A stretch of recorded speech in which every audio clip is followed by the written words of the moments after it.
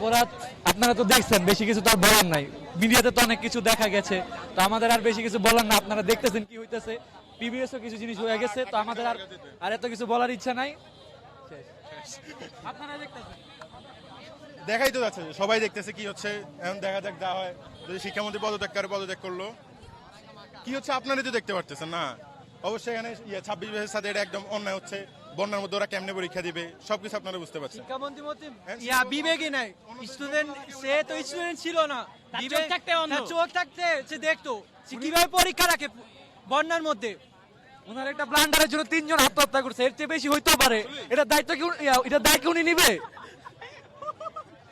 আর শেষ কথা হচ্ছে আমরা চাচ্ছি নাইতে যে পরীক্ষাটা স্থগিত করার জন্য। হ্যাঁ, উনি পদত্যাগ করবে আর আর্জেন্টিনা এবার ওয়ার্ল্ড কাপ জিতবে।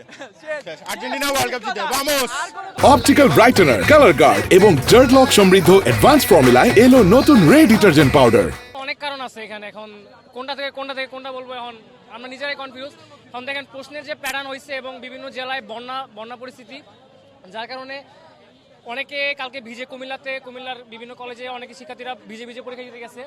এবং আমাদের যে প্রশ্নের প্যাটার্ন, কালকে ফিজিক্সের কোয়েশ্চেন বলেন, আপনি হিসাব বিজ্ঞানের যে কোনো কোয়েশ্চেন বলেন, বাংলা এমসিকিউ কোয়েশ্চেন বলেন, মানে প্রশ্নের প্যাটার্ন খুবই। আইসিডি প্রশ্ন দেখতে পারেন, আইসিডি প্রশ্ন বলেন, যে কোনো ধরনের প্রশ্নই ওনারা এমন ভাবে করতেছে যেগুলো মনে করেন আমরা পড়ি নাই। বিগত বছরের বোর্ডগুলো আপনারা দেখতে পারেন, বিগত বছরের বোর্ডগুলোতেও এরকম প্রশ্ন আসেনি। আমরা যা পরীক্ষা দিতেছি ওটা আমাদের সাথে মনে করেন কি হচ্ছে আমরা নিজেরাও জানি না। আমাদের কঠিন প্রশ্ন করে আমরা পরীক্ষা দিতে প্রস্তুত। হ্যাঁ, আমরা পারি নাই, আমাদের ব্যর্থতা। বাট উনি যে সকম আমরা যদি কোশ্চেন ব্যাংক সলভ করি, ইঞ্জিনিয়ারিং কোশ্চেন ব্যাংক সলভ করে পরীক্ষা যদি বসি, তাহলে কি আমরা কনফিডেন্টলি কিছু দেখাইতে পারবো? আমার মনে হয় তারপরেও কিছু পারবো, তারপরেও মানে কনফিডেন্টলি ভালো করে দেখাইতে পারবো না। আর চাচ্ছে হচ্ছে আজকে বিকাল 4টার মধ্যে আমাদেরকে পোস্টপোনের যে দাবি, মানে পরীক্ষাটা স্থগিত করতে হবে। হ্যাঁ, এটা যুক্তিসঙ্গত, কারণ হচ্ছে ফিজিক্স ফার্স্ট পেপার কালকে পরীক্ষা গেল, এখন ফিজিক্স ফার্স্ট পেপার সেকেন্ড পেপারের মাঝখানে একদিন বন্ধ। আসলে এটা মেনে না যায় না। কি আমার কে পারবে? রোবট না হলে ভাই একদিনে পসিবল না যে একদিনে রিভিশন দেওয়া সম্ভব।